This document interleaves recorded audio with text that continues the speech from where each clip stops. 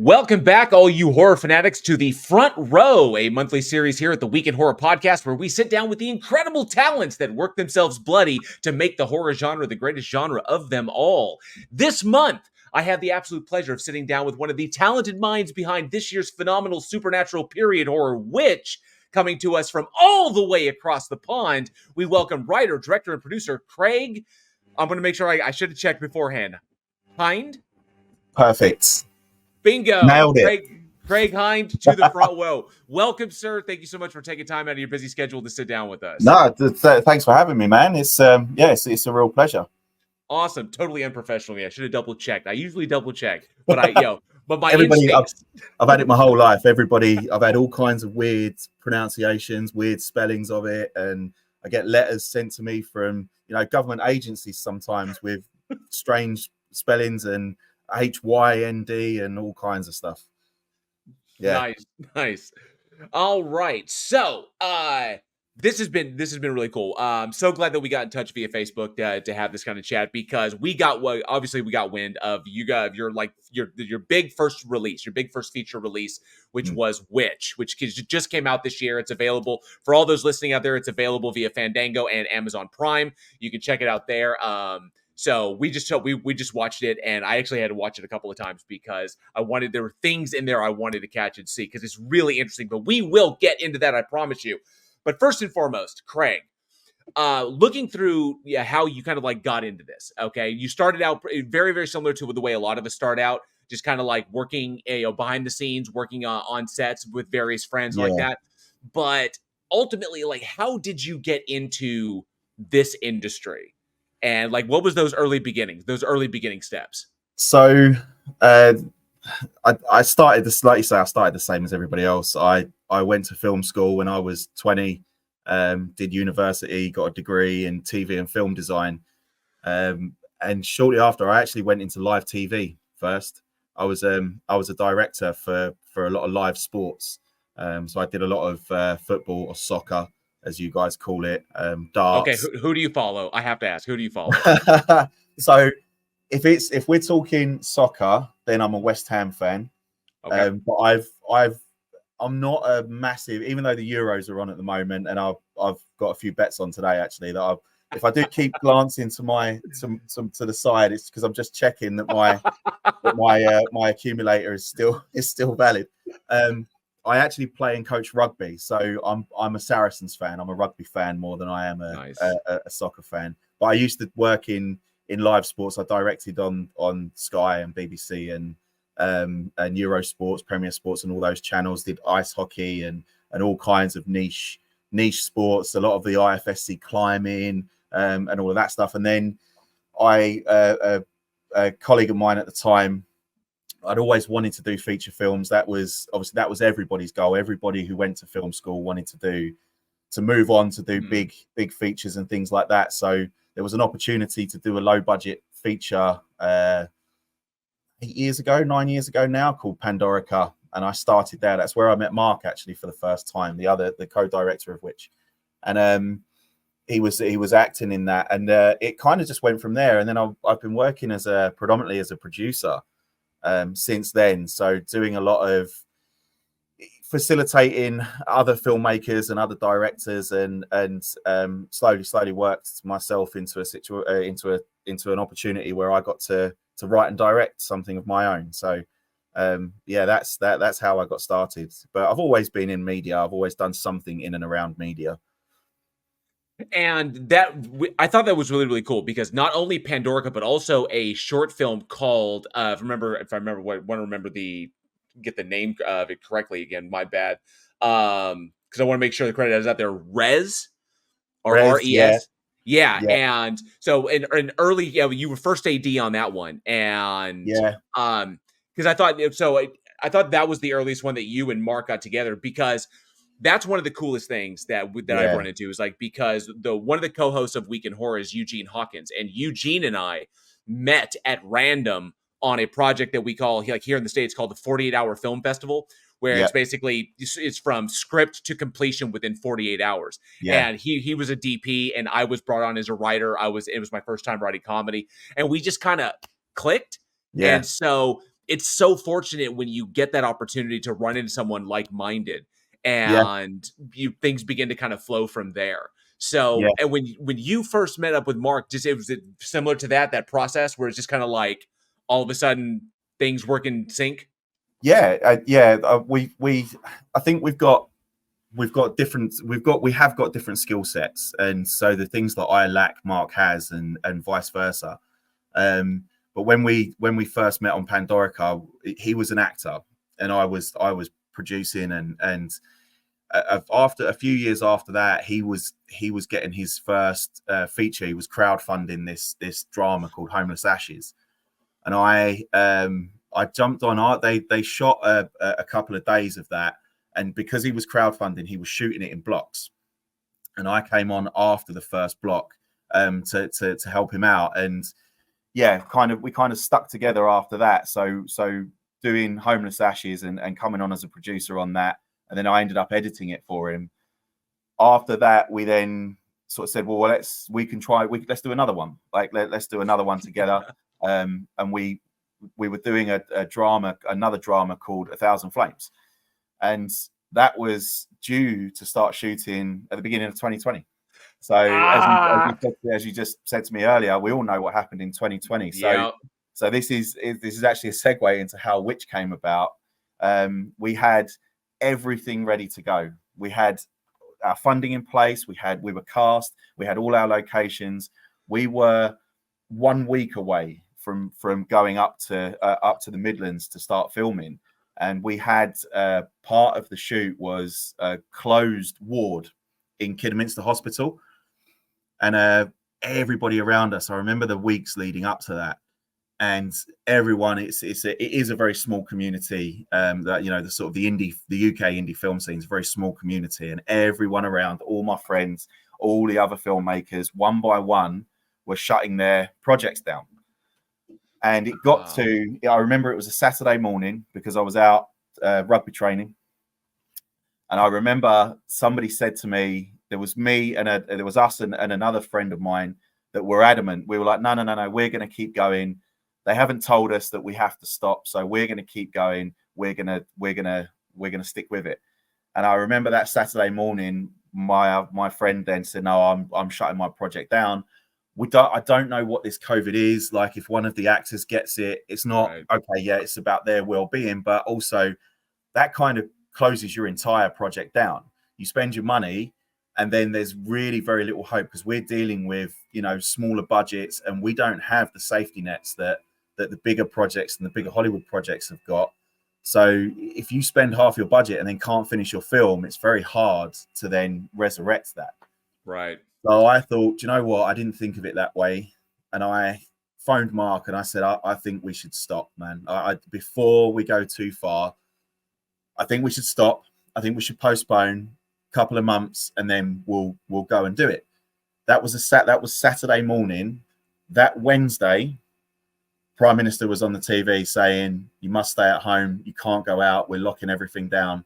So and then it would have been that following Saturday we were due to start shooting. So Oh, we just caught it in time, and it was and because we were shooting in a hospital in Kidderminster, even when the lockdown finished, the hospital were like, absolutely not. We've got all kinds of restrictions on us. We've had to open that ward up because we're now dealing with this obviously massive influx of patients. So when we lost that location, it made that film very, very difficult to keep going. So after a little while, our investors and our funding, me and Mark sort of sat down and said, well, let's do something else. Let's design something else that isn't going to be affected by the same things that Flames was. And then I went into my old university sketchbooks and just dug out. I've got hundreds of ideas for films, and just dug one out and said, let's just develop this horror film. I've just come off of a couple of low budget horrors with Richard and Adam, hosts and all that stuff. So I said, so let's do this. And then wrote Witch basically. nice. Yeah, there was a similar situation. There's a franchise that I'm a big fan of. That is kind of cult following here in the States called The Collector, and Yeah, the guys by Patrick Dunstan and Marcus Dunstan and Patrick Melton were behind that, and they were doing Collector 3, and they were yeah, shooting up in Vancouver.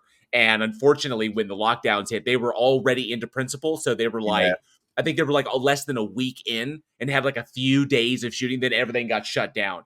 So Oh they had to no. come back out of Canada. And by the time they got back up across the border, somebody had broken into the set and stolen all their stuff because they were like forced immediately to like evacuate. And it was Yeah, like, and by the time they got back, so that's the reason we didn't get to it. Yeah, we were all hurting, and it sucked having to think on the fly like that.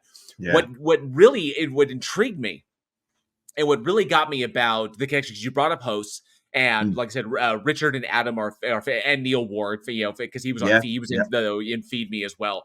But these guys are so tightly knit, and I found something really interesting because you mentioned kind of like you'll have a project going, and then you'll jump up, then you get that one done, and people come and help out, then you pop over to theirs like that. It's a very similar mentality to Italian horror, to Italian cinema in that yeah, respect, because we see a lot of that in the development of in Italian horror films, where Bava will help out Fulci will help out, other, and there's always this kind of team effort from the community, which you yeah, don't really see here in America, which I think honestly kind of like hinders us quite a yeah, bit. And I'm just kind of curious like that. That's kind of like we see that in Italian also, and you kind of confirm that with UK cinema. Where does that in your mind as an artist, as a creator, where does that come from? Where do you think that camaraderie stems from? I think honestly, I think the reason that you don't see it in America is because I think that your film industry is dwarfed by Hollywood. Because that's, I know America's a large country and it's not actually on your doorstep, but because it's on the doorstep, if you like, everybody that's that close to it, that's the aspiration. So everybody's gunning for, I'm going to go and do this. I'm going to go to Hollywood and I'm going to make it, and that this is what I'm going to do. So it becomes a bit of a rat race.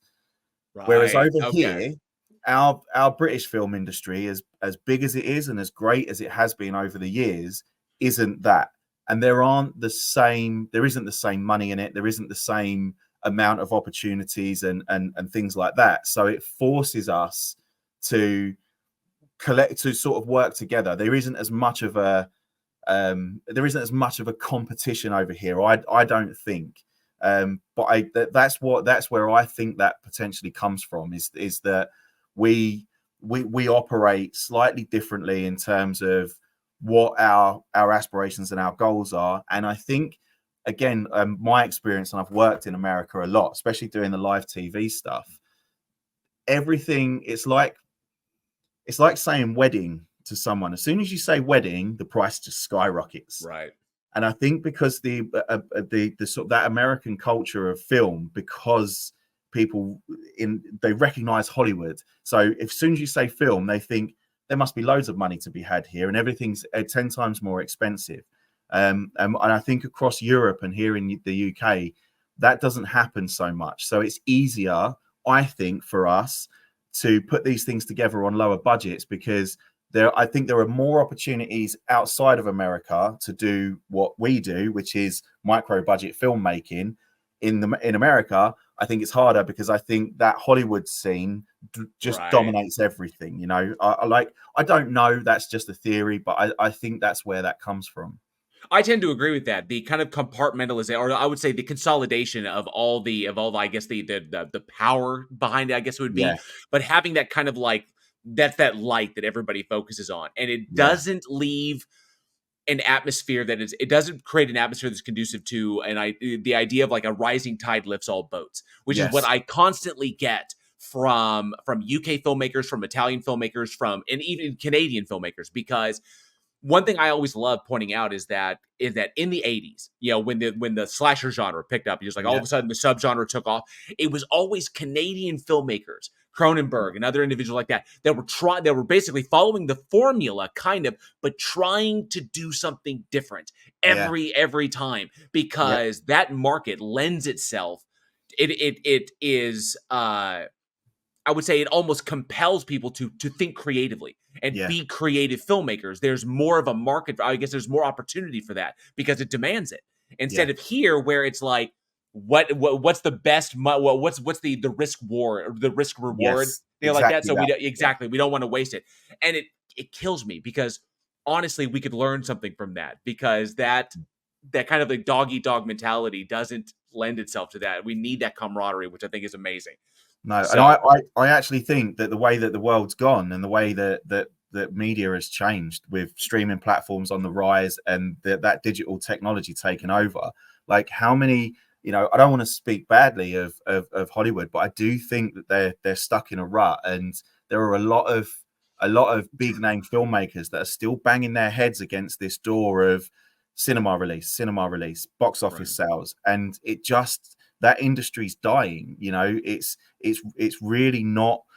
We're seeing time and time again these huge budget films going out that are being made on way more money than they need to be made on, and then studios going, we're not making it back. It's been a flop. It's been a failure because we haven't made $500 million worldwide because there are no cinemas left, because the streaming platforms that's not good. Whether you like it or not, that's not going to go away. And I think that whenever there's a big change like that, there's always 20 years ago, 30 years ago, Hollywood were the pinnacle of filmmaking. It's where everybody needed to be. It's where all the money was. It's where all the stars were. Everybody was drawn to that place. And because they had something so massive that worked, they're going to be the last ones that accepts they have to give that up and they have to change, and it's more and more, and especially over the last 10-15 years, especially in Europe, like some of the stuff coming out of Scandinavia,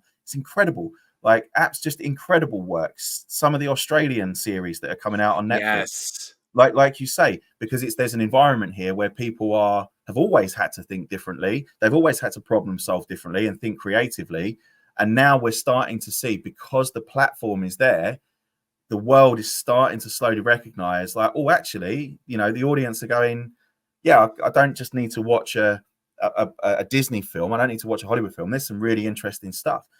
Korea, again, and Asia, we're starting to see like Squid Games. Like, how massive was that?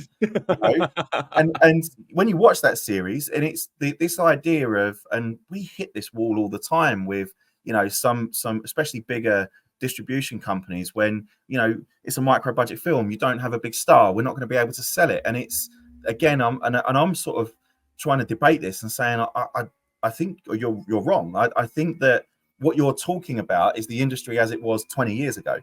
Like, I don't think that's the case anymore, because time and time again there are projects coming from the strangest of places sometimes, like the last place you'll think of, and then you see a project, doesn't it? No actors anybody recognizes, but people going, my God, that is incredible. Yeah, I've seen. That's why I love the streaming. Shudder, Screambox, Bloody Disgusting, like that. But predominantly, Shudder has been really fantastic at bringing international productions to light, and that is where. And I'm telling you, Indonesian and Filipino horror has caught my attention because, and not to mention even big stuff like, I don't know if you're a Godzilla fan, but Shin Godzilla, that one came out, or that one hit. I think it just hit Netflix. Was Godzilla Minus Zero. Godzilla Minus, yeah. So, or just Godzilla -1, or like, but either way, yeah, they accomplished what they accomplished with I think with like a quarter of the budget that most Hollywood dumps into stuff, and it looks phenomenal. And so I love that the streaming service is giving us the opportunity. That is how I was able to see your film as well. Yeah. And so that brings me back to looking at your IMDb, looking at the work, the stuff that you've worked on. There's something that captivates me about not just British horror films, but UK horror films, because Ireland and Scotland and all the countries that are a part of the EU, once part of the EU. I don't want to get into that whole scenario, but the whole being that there's such a fantastic element, or such a fantastic focus on folk horror. Yeah. And the stories that informed the horror that we love today. We're talking the the old school, like the old generational stuff, like the stuff Yeah. from the Eastern Europe that came over and informed the little tropes that we know and love. Yeah. And has that I want to guess, because here in America, it's I feel it's almost novel. Like the folk, we have some stuff, but it's more like, Appalachia and some of the rural areas like this, but nothing like comes out of the Eastern Hemisphere, anywhere out of the Eastern Hemisphere. Yeah. That Do you find that the focus on that or the love of that kind of pushes you in a certain direction filmmaking wise, or does that not really hurt your opportunities at all? No, it's. I mean, the love of folklore is that I would say it inspires everything that I do. Sweet. It's massive, and I think it's growing up where I did in a, I don't live in London. I don't live in a big city. I grew up in a small farming town in England, about an hour east of London. And I actually, so the witch hunting stuff that we're obviously specifically relevant to witch, the town that I'm from is in a county called Essex, and we had the history of witch hunting in Essex. There is a chain of events that started here that led to the massacre in Salem in New England. So it's massive. It's just a part of our history, isn't it? I suppose if you grow up in it, it's impossible to avoid it because it's Right. everywhere. It's in every building. Like we have, I'm sure you guys do in the US. These heritage buildings. Some of our churches are 1,000 years old. And you go up and you can talk to people, and usually the vicars know the history of the church, and particularly the one up the road from me has got a very.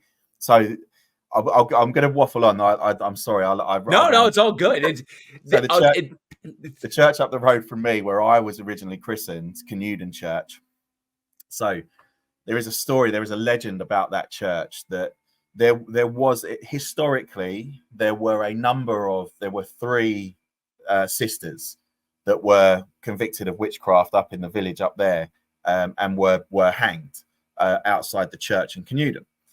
And there has always been, it's one of the UK's top 10 most haunted places. These witches supposedly still haunt the church today. I don't necessarily believe that that's the case, but historically there were three sisters. Now the legend is that as long as the spire, the steeple, stays on the church, there will always be three witches living in that village. Like that's the legend. Now back in the day, and I'm going hundreds of years back. So there was a so the character in Witch, Judge Hopkins. I took the name. It's not based on the man. I just took the name. But there was a historical figure called Matthew Hopkins, who lived here in the UK and spent a lot of his life in Essex. And he called himself the Witchfinder General, and he made a very lucrative career out of going town to town, village to village, claiming that he could identify witches and sort. I can identify all the witches in your town. I can prosecute them, have them executed, and I'll save you all. And that was very much his bag. And he so up the road here, he was involved in the witch trial up here. There was a legal precedent that was set during that witch trial, which ended up becoming used decades later in another witch trial at Pendle Hill, which is in the north of England. And when it was used in Pendle Hill, and it was specifically to do with children being allowed to give evidence during a witch trial, and it was quoted from here. It was used in Pendle Hill, and when it was used in Pendle Hill as what's the term that you use, like a legal reference, like a precedent. Okay. So it became legal precedent. Now, 70 years after that, because at the time, obviously, the US was still operated under English law, because this thing was precedent in English law, it was then used in New England in Salem. And anybody who knows the Salem story, the teenage girl that stood up in Salem and started pointing fingers at loads of people, she was allowed to do that because of what originally happened up the road from me. So the a whole chain of hysteria, I like to call it, that led to what we obviously what we know to be historically the most horrific witch trial that ever took place. That is okay. So the history behind it, that is wild. So because Yeah, here, it's odd because here in America we're all deeply familiar. Everyone is familiar with what with the atrocities that took place during the puritanical same, yeah, era, in the Northeast, but here there's that mentality where we kind of we want to divest ourselves from our history in that respect. We kind of yeah, it's there, but we don't want to acknowledge it. And understanding how these things bleed across is just yeah, fascinating. Is fascinating, and I got to give it to you. The first thing that I want to say, diving into which, okay, yeah, one, it's a period piece. Period pieces are always super super tough because it's just it's a matter of location, yeah, it's a matter of costuming and art direction. All the stuff is just. But I got to give it up for the casting on this was phenomenal. It just perfect across the board in my yeah. eyes.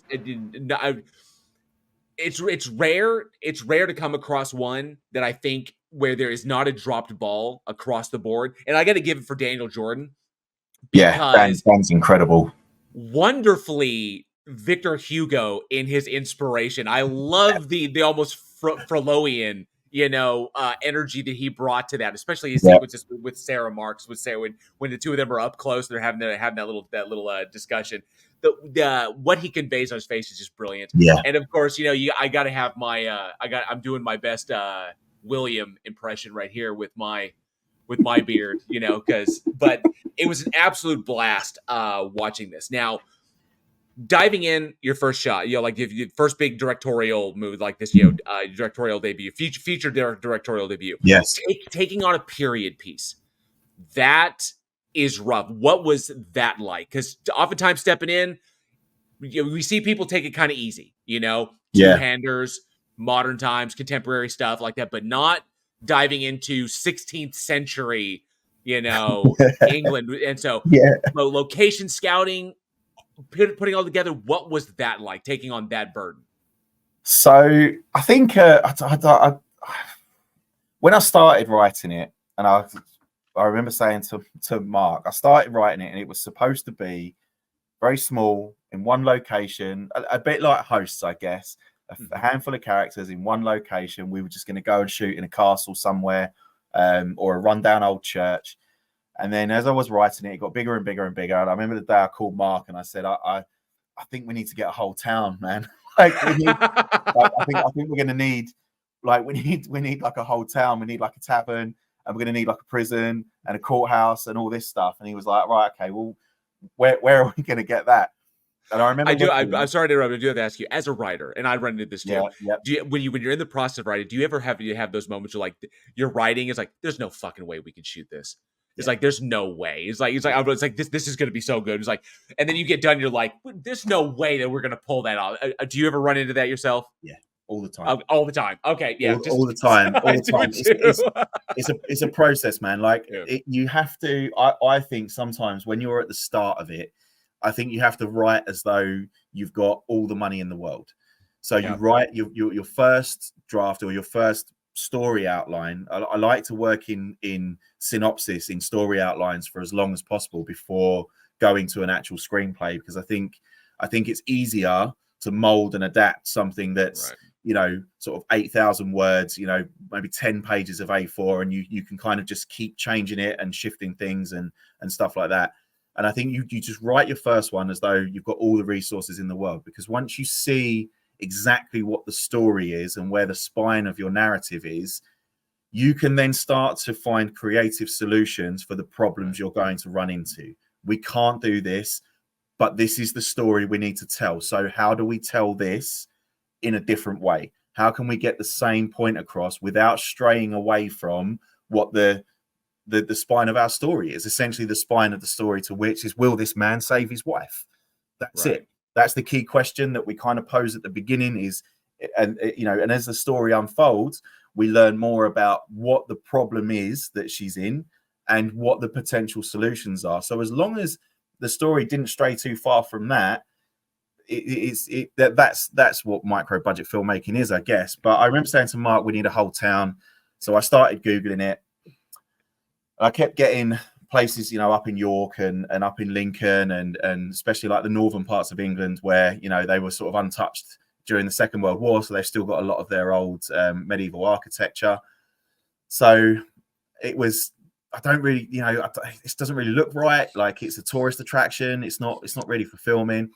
And something that came up every time I Googled any variation of medieval town film, the first hit was Foti Studios in Hungary, in Budapest. And it kept showing me there. The first time I clicked on it, I was like, that looks great. Clicked on it and realized it was a backlot on a big film studio.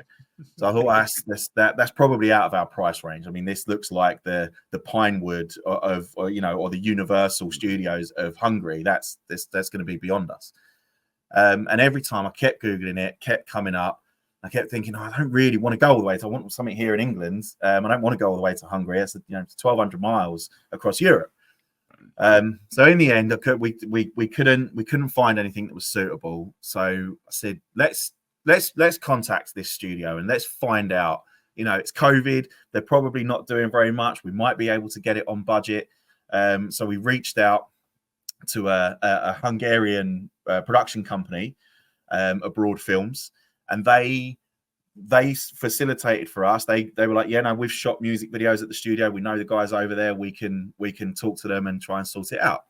They came back with a quote, and it was like it was tight, but it was actually on budget. We were really surprised. So we were like, great, let's go and do a recce. Let's go and have a look at it. So we flew over there. I think we were walking around for about 20 minutes before I was looking, and about 20 minutes in, I was like, sure, that's where Geralt killed Renfrey in episode 1 of The Witcher. I'm convinced. And we walked through that bit of the street, and we came out to the front, where the front of the tavern is in Witch. And when I stood in it, I was like, this is where Geralt came down the street and killed all those guys. I'm looking around. I was looking around the set, and I was like, this all looks like Blaviken from The Witcher. It's almost identical. And I had it in my head, and for some reason it was like this isn't the set from The Witcher, but it looks very much like it. Like it's crazy how close they've got to that stuff from The Witcher. So we spent a couple of hours there, and something else, like as a writer, that's good to do was when you recce your locations.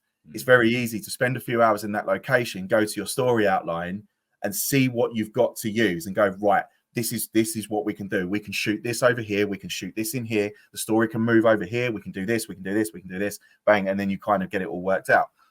We went back to our Airbnb that night, and we were talking about art department. So what are people doing to kind of dress these? Because the set's great. It looks fantastic, but it's very empty. So what are other people doing to dress these sets? And I didn't connect the dots. I thought, well, let's watch The Witcher. The Witcher's got a nice look to it. Let's put it on. And we were watching that first episode, and I was like, that is the set. I'm convinced. And there's one scene in that first episode of The Witcher where he comes. It's after he meets the girl. He comes out of the tavern, and they're walking down the street. The girl's talking to him, and he walks past a water mill. And it was undeniable. It was exactly the same set. And we called the guy back from Abroad Films and said, did they shoot The Witcher there? And he went, oh yeah. He said Netflix built a lot of that for The Witcher. Nice. So I was like, not just my first film. Like I'm gonna go and shoot on. I'm gonna be where Henry Cavill was and all those guys. It was I was a massive Witcher fan of the books, fan of the games, fan of the series. That was like a dream come true, absolute dream come true. But yeah, that's how that came about. As soon as once I knew it definitively that was the set from The Witcher, I wouldn't have a conversation that was we are shooting there. That's the film. How we have to work on that set, and I that was it. All the other options just disappeared for me. I was like, no, it's that. I want that. I don't care if we've got to raise a bit more money. I don't care. We're going there. that is drafting all, that's what I love about that, is that big, huge productions. And we've run into that a couple of times here in the States, is that when we find out that large productions have moved into an area, like one thing that was really cool, because I'm in Oklahoma, Yeah. and we recently had Scorsese was here with Flowers of the Killer Moon. Yeah. And we were kind of like, so, but then once they got done with that production and everybody moved out, we were wondering like what kind of infrastructure was left behind, because productions of that magnitude often leave stuff. It's much easier to just leave it behind Yeah. instead of taking everything with you. So, Yeah. and there's actually, where they shot, which is only like, I think 3 hours for me, Yeah. was like, there's remaining infrastructure there. It was like, and that is usable. So we kind of draft off the big ones that kind of like run through our country. But that's badass to focus Yeah. on, or to be We're able to draft exactly the off same. Netflix. But Sweet. once we had that, and we had a little bit of backwards and forwards with them, because we were very small. We shot Witch in 9 days. So we had 9 days on that set, and because we were a very short block, we were sandwiched in between R.I.P.D. 2 and Rob Zombie's reboot of the Munsters. So we kept getting, they kept shifting our dates. They kept sort of pushing us around a little bit, because Universal, obviously, they get to have their say, and then Rob Zombie gets to have his say, and then we come last. So even though we got our deposit in and booked our dates first, we kept getting moved around. And we actually did have a part of that medieval town, which again was used in The Witcher. Universal destroyed it to turn the medieval tavern they turned into a Western saloon for those scenes from R.I.P.D. 2. So I was a little bit gutted about that. We had to rethink what we were doing with our tavern. But the studio were very apologetic. They actually gave us access to a couple of green rooms for free, which we weren't originally going to pay for. But they said, well, we'll have these, and that's sort of compensation for losing that part of the set. And then we had so just over the field was where Rob Zombie's Munsters set had been built. And I know I'm just going off on a tangent here, but day one, and I remember when we went to do the recce, they were building the town part. The Munsters house wasn't there, and it looked like kind of like, I don't know, like they were gonna. It was, the buildings looked like the Patriot, like that kind of era. Yeah. The Mel Gibson film, The Patriot, the sort of Civil War era. And I remember asking the guy from the studio, I was like, "What's going on down there?" He said, "Oh, that's a different project. Don't worry about that. But please don't take any photos of it." So I was like, no, I wasn't. I was just interested in there's a lot of houses going up there. I just wondered what that was. He said, "Oh, that's for a specific project," and he wouldn't tell me what it was.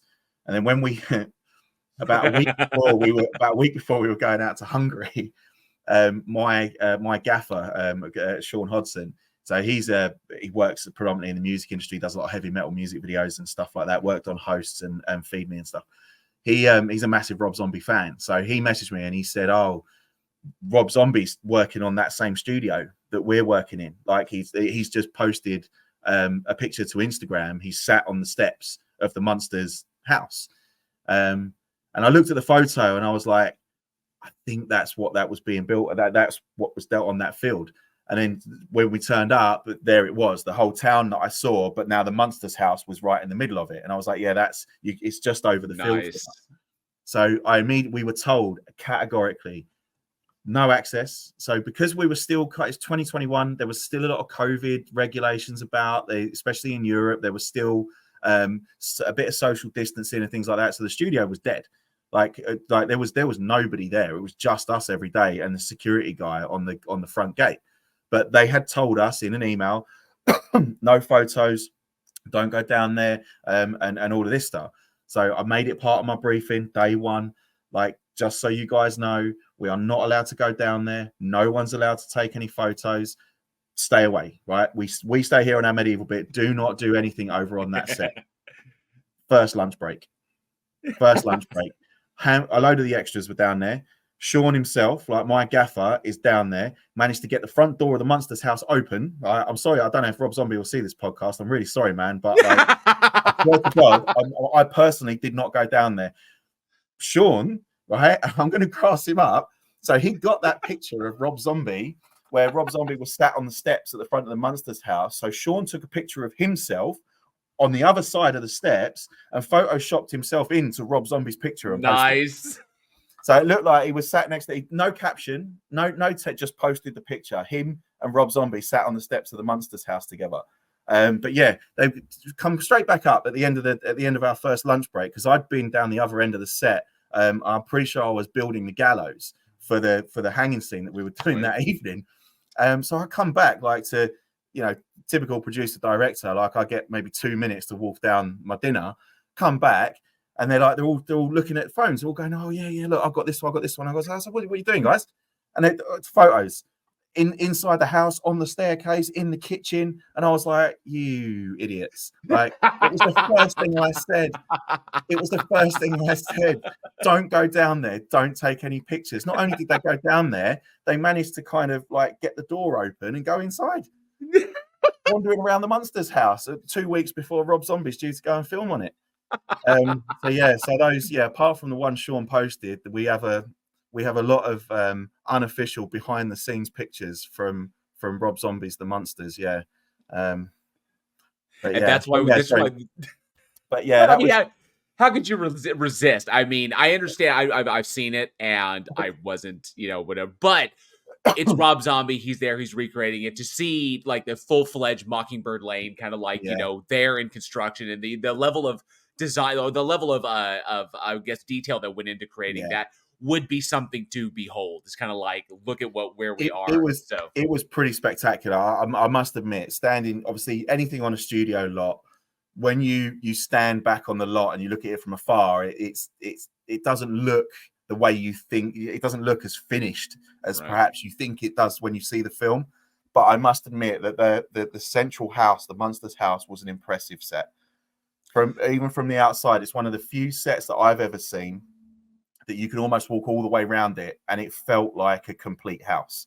It didn't have like a back that was just, boards and struts. It felt like a complete building. And it was very impressive in person, I must admit.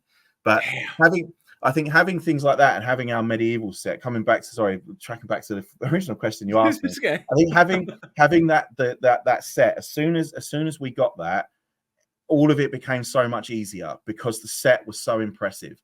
And then once we had that, everything else just fell into place. Like, we worked with I've got an amazing costume designer, Jenny Anderton, and she was fantastic. The stuff that she designed on the budget that we gave her was just phenomenal. I think I've got Thomas's coat still in my editing room down there, but it was just beautiful what she did. And then those two things, once they are done, then the stress is off, because now you're just making a film, and it just needs to be the way you always do it.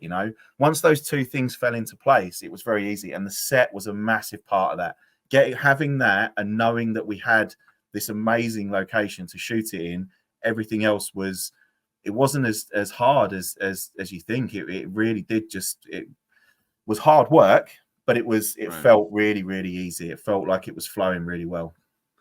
It was an impressive. I mean, I was watching it and given so many like outdoor sequences, the sequences in the woods, people running around, obviously, when it's fairly low light environment, stuff like that. And it always gets me, the costume design on period pieces always gets me, because like some of my favorite shows here in America, not all horror shows, but shows like Rome on HBO, Carnival on HBO, it winds up being the art department, and that winds up driving things over budget to create period authentic pieces. And for you to be able to accomplish what we saw, and I loved what you had with what you had to work with, comes across perfectly. And I thought, I was like, how the hell did he manage to be able to pull that off for all of these extras, for everybody in these sequences, not to mention weaponry, everything across the board, and be able to come in under budget is just a feat in and of itself. Because sometimes those things, you start looking at pieces and they can drive you over. I honestly can't take any credit for the costume and the makeup. It was Kate Griffiths, our makeup artist, and Jenny Anderton, our costume designer. I really can't take the credit. I spoke to them. We had meetings. I worked with Jenny she would sketch things out, and then I would alter the sketches and stuff like that. Beyond that, I was blown away with what they turned up with, and how far they had gone. When we met up to do the first costume fitting, I couldn't believe it. I couldn't believe what she'd Nice. achieved. I really couldn't. And it's 100%. She deserves the credit for that. Yeah, just fantastic. It's always, it comes down to the crew that you're working with. We have a Yeah, few it does. individuals that as we're prepping, we're currently prepping for a feature film that we're shooting ourselves, Yeah, and we've got the established crew that we've worked with on numerous, but that they're all coming with us, yeah, regardless. You have the people that you know and you trust. And one thing that I love about, so specifically about folk horror movies like Witch, movies like Host, movies like Wakewood, yeah, is the I love, okay, so what one thing that got me was I love minimalism when it comes to yeah, supernatural elements, and that allowing the actors to play in the space and allowing them to convey the story, basically, like, the balance between showing and telling, and I love that the audience, for when the audience is able to fill it, kind of like fill in pieces of themselves to be a part of the story in that yeah, respect, which I think Witch pulls off quite well. They're very similar to, like, this is why I love Host. The supernatural elements are so simplistic, yeah, yet there's so much behind them. And the same with I'm not going to spoil anything like this, but the supernatural elements in Witch, yeah, which I thought were evocative and were not overused, because when you have something that looks that good, yeah, the impulse may be to overuse it and make it a compelling piece of the film, which you yeah. don't do. Which I Yes. thought, and so I'm just kind of curious: budgetary choice or a storytelling choice? It is a genuinely a bit of both. So I personally, a fan of I'm not a fan of the sort of cookie cutter horror films. Like I like the stuff that really terrifies you, the stuff that really disturbs you. And I'm not saying that Witch achieves that, but the I'm a big fan of storytelling has to be everything, and that can only come from the cast. It can only come from the characters within your story. Right. So giving them more space to tell that story than doing something that just gives you a jump scare every 7 minutes, to just to Yeah. just play on that, or we're just going to give you an adrenaline spike and that's going to make you kind of feel like you've been entertained. I'm there's a place for that, but that's where I think what you're talking about as well is where sometimes that can go too far, where we've just got a monster that's jumping out at you every 5 minutes, and even when it's not the monster jumping out, we just have a truck drives past really quickly and it's loud and you go, oh God, and things like that. And it's making sure that the characters are telling the story. And I'm a massive, massive believer of that. And the budgetary issue is the visual effects were done by a friend of mine called Reese Sanders, who actually works for ILM. So Nice. the smoke element was something he did, and he really only had evenings and weekends to do it because he was kind of working on a few. I could say what he was working on now because it's been and gone. So he was actually working on Rings of Power and stuff like that, like in his day job. And then evenings and weekends he was at home on his own rig, kind of doing my smoke elements for me for Witch. And so it comes down to, again, budgetary issues of we can't, and it comes back to what I was saying earlier about that this micro budget filmmaking. We don't have access to all these resources and this money and this funding, so we have to be smart. Like we have to. Whether I believe the story has to come first doesn't matter. It has to come first because I don't have the money to do it any other way. So I'm forced into a way of working where I've got to be clever about how I spread this out, because lots of things that we do, it's we may be on like the set in Hungary. This is the set from The Witcher. It's brilliant. It's amazing. We can only afford it for 9 days. So how do we utilize this, to get the most out of it with what we've got, and then trying to be smart in going one place, one room at a time to make it feel a lot bigger than it actually was. It wasn't a 30-day shoot. It was a 9-day shoot. It's again being smart about, I can't afford to do big monster every 10 minutes in the film. So I have to find creative solutions And coming back to what I said, the story. Right. All of these things have to go back to the spine of the narrative. Will this man save his wife? Because ultimately that's what the film's about. All of the other stuff doesn't matter so much if that's what you need to follow in the narrative. So yeah, I think it's a bit of both. I think it's a bit of both.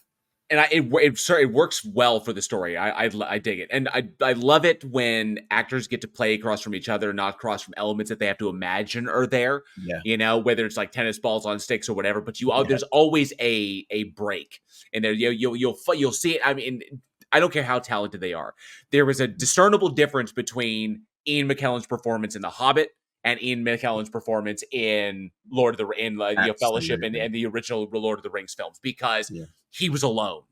And you just can't fake that. So when you're trying to imagine things in your mind to some degree in that respect. And that's why I enjoyed this one so much, because people are reacting to their environments, the things that they're hearing, they're reacting to each other. And it's left to the audience to see the elements that our characters are not aware of.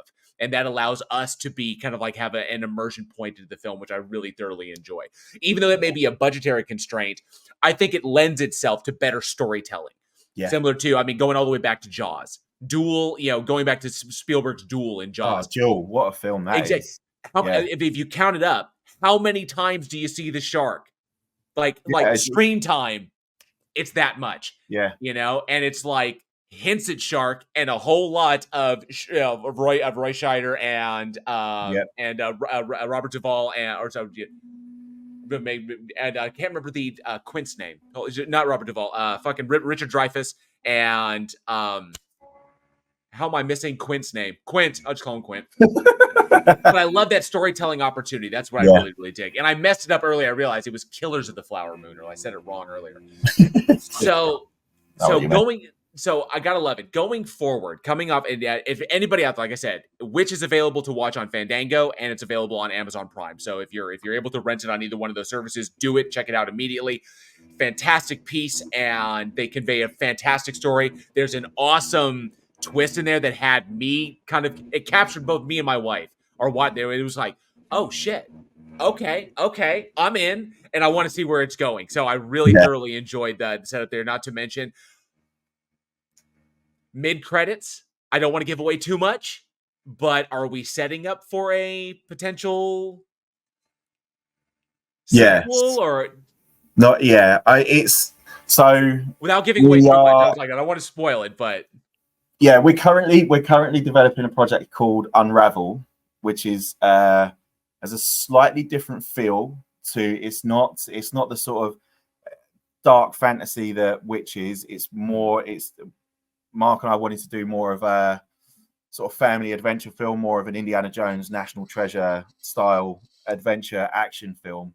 And we had the idea of, even though they're 500 years apart, because Unravel's set in the present day, that they're kind of set in the same universe. So a little bit of the higher level story stuff where the supernatural elements come from in Witch, we are still in that same world.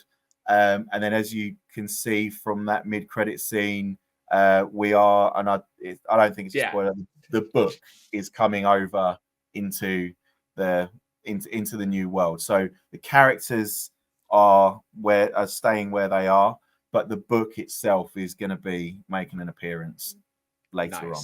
Okay, yeah, I just want to say I'm hoping that there's something there, that because I love it when a thing has legs and I want to see it run. I want to see where you go, but especially when it's such a different feel from what we just watched. Like, okay, wow, this is something totally new, and I love the setup there. It's brilliant little, the sequence in the shop was just fantastic. So can't wait to see more of that. But other than that, I've noticed that you do have a few things coming up as well. A few other things that are kind of in production. Anything you can talk about as going forward, or hint at, or are you? So Mark is so Mark and I are doing a couple of individual films at the moment. So Mark's working on his one, which is called Jitters, and I'm working on my one, which I'm writing, which is called Lichen, which from the title, as you can tell, is I'm going from witches to werewolves, and that's where I'm going with my next one. And then we've got Unravel,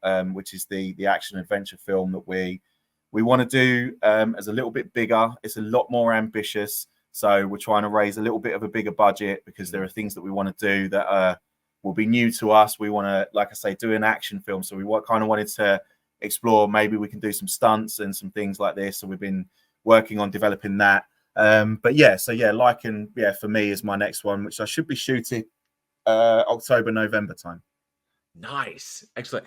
And of course, yeah, I will definitely check that out because next to Gilman, the Gilman, werewolves are my second favorite. Gilman's my favorite, classic Universal monster. But yeah, I love werewolves, and every werewolf movie I come across, I always have to check it out, even if it's like bottom of the barrel Tubi stuff. But movies like Late Phases that Nick D'Amici was in. There's a magnificent little horror film, a magnificent little werewolf film. Don't know if you've had an opportunity to see it, but I strongly recommend that one because it's about a blind Vietnam veteran taking on a community of werewolves, which is just fucking next level. It's just I have to put that on my list.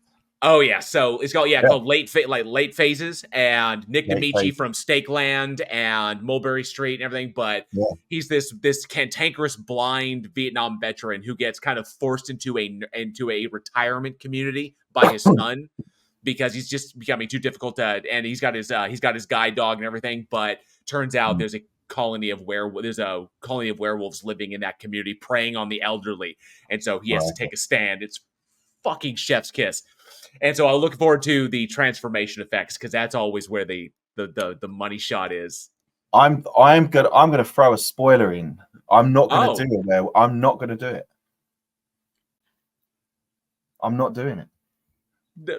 I'm not doing it because it's one of the things that everybody does, and the folklore around the werewolf is this transformative. It's man into wolf, and it's man becoming wolf. But I have written this story so that it plays on those tropes, but it's telling it in a slightly different way. Interesting. So it's very. I would say it's very Resident Evil inspired, in the sense that it's set in an Arctic laboratory, and it's I kind of dig that because there was a unique this movie came out starring Julian Sands, rest in peace Julian Sands, but it's called Roma Santa Werewolf Hunter, which is I think like a story based on a very early serial killer out of Spain, and that in that one, it's about the killer who thinks he's a werewolf, but isn't really. So there's some aspects of it, but we never get the classic werewolf trope, which I thought was really inventive and cool. Plus, it's Julian Sands, so you can't go wrong. Yeah. So, but okay. That now I'm even more intrigued. So I think that'll be fucking cool. So hopefully, I'll see how it goes down when I release it. But yeah, it was.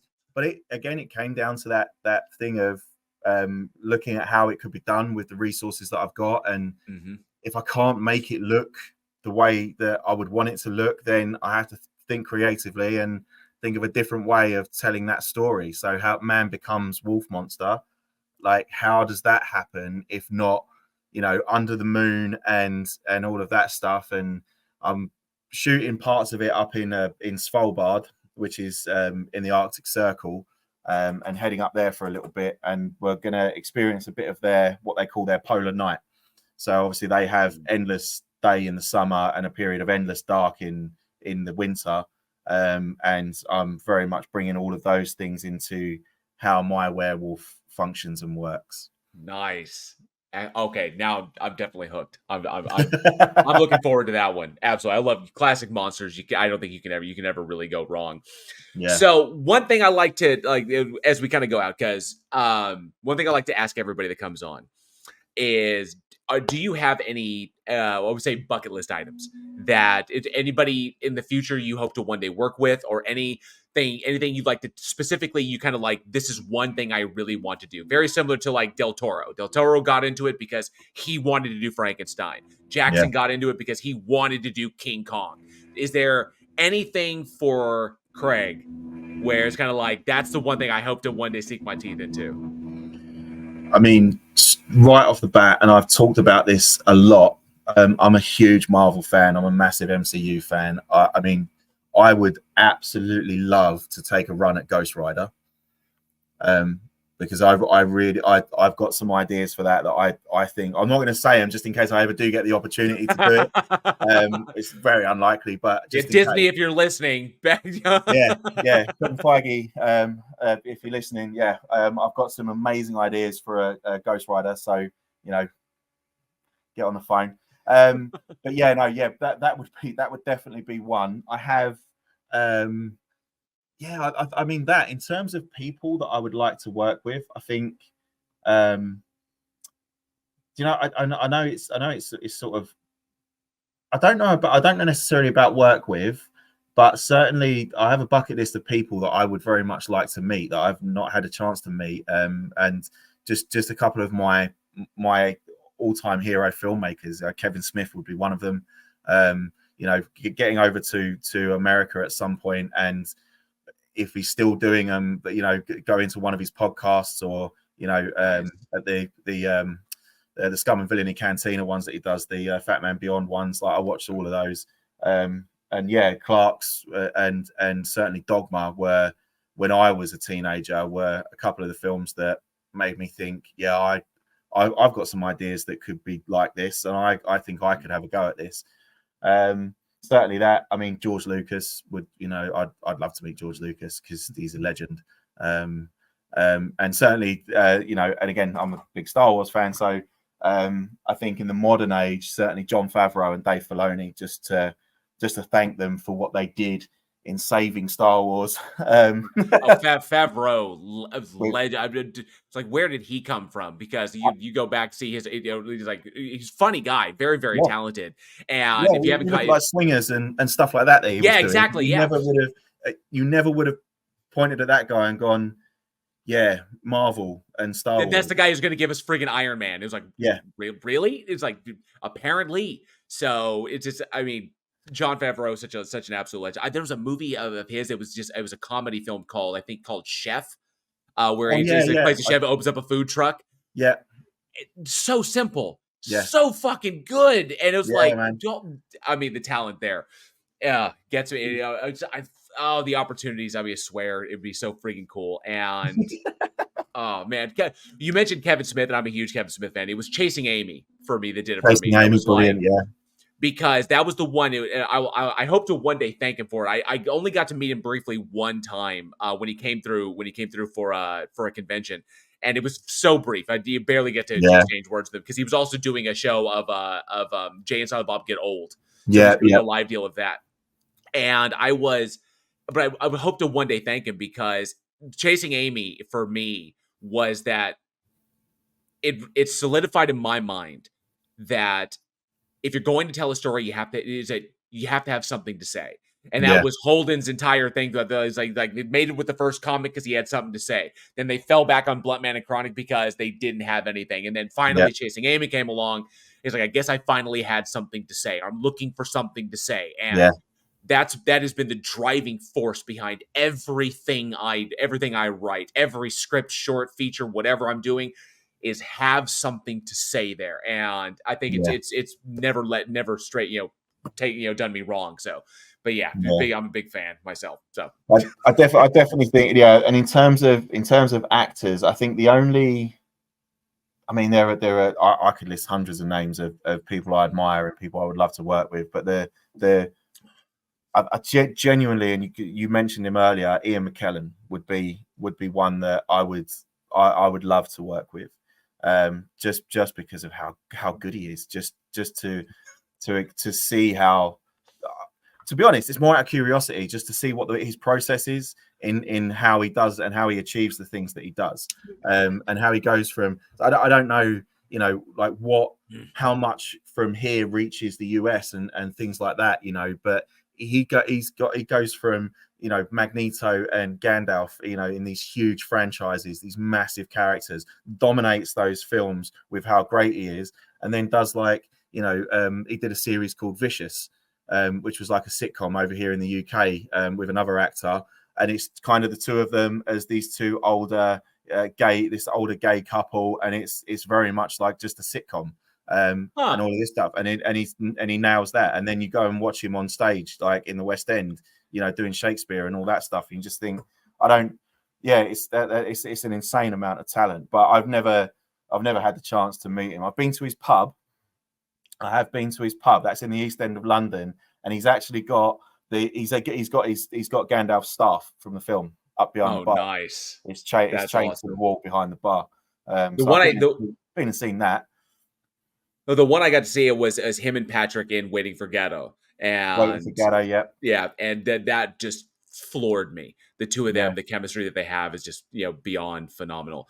There's yeah, so many people. I myself, I wish he was still working. He was really still working. He's predominantly doing music stuff now, doing music composition. But John Carpenter is a huge, as you can see, I mean, yeah, hell, from my office, I'm a huge Carpenter fan. yeah, yeah, I and one day I hope, fingers crossed, I get to work on a Friday the 13th film. I really would love to do that one yeah, day because Jason's my big fave. But Carpenter, Friday the 13th, it would be. I think I could die happy if I got to work with or at least be Del Toro yeah, because because Lovecraft is a big inspiration to like Lovecraftian horror, cosmic yeah, dread, atmospheric horror, which by the way, which does fantastically. I love atmosphere. And if because the atmosphere is not there, then what the it's just like then what are we building into? It's like I yeah, love to set the stage, yeah. and I love Del Toro's mastery of that. And so this is what I try to do in all of mine is just build that creeping dread, which I thought which pulled Pan's off quite Pan's very well. Labyrinth. So, Pan's oh Labyrinth yes, is a masterpiece in dread. The whole film, like, and it's Del Toro's got. He's one of those artists that he has such a unique brand in the way he designs things that is so horrible to look at. And that on its own, when you watch a film like Pan's Labyrinth, the dread is all the way through because you are constantly worried about what you're going to see, not yeah, what's going to happen, not like it's not this. It's what am I going to see around this next corner? Like what is this thing going to look like when it lifts its head up? And that is subconsciously when you watch Del Toro's stuff is in the back of your mind the whole time. And Pan's Labyrinth is what I would like to call an actual horror film because it does that. It doesn't rely on jump scares. It doesn't rely on adrenaline spikes. It doesn't rely on a fight or flight response that people confuse with fear. Like Pan's Labyrinth is probably one of the only genuine horror films that's out there. That oh like man. honestly, it's incredible. There was that one got me and hits me in the feels every time I watch it, and not to mention Yeah, going back to his early stuff, Devil's Backbone and yeah, Kronos.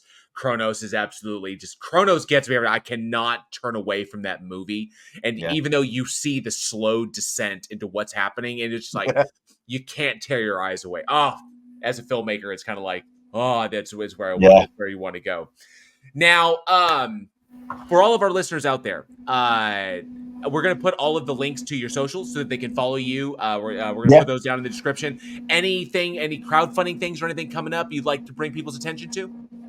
No, no, no, no. Okay. No, yeah, crowdfunding is Mark's very good at that. I'm not very Okay. good with social media. I think because of my age, I'm a little bit older than those guys, and I'm going to be 40 in a few months. And I think I kind of missed the boat on the social media generation. I'm not very good with that stuff, so I do my fundraising the conventional way. But no, just if you do get an opportunity, obviously, we appreciate all the support. We appreciate anybody who takes a couple of hours out of their day to watch what we made. Is very much appreciated. So if you do get a chance, watch it, and then if you do find me on socials, I'm always interested to hear what you think, whether it's positive or negative.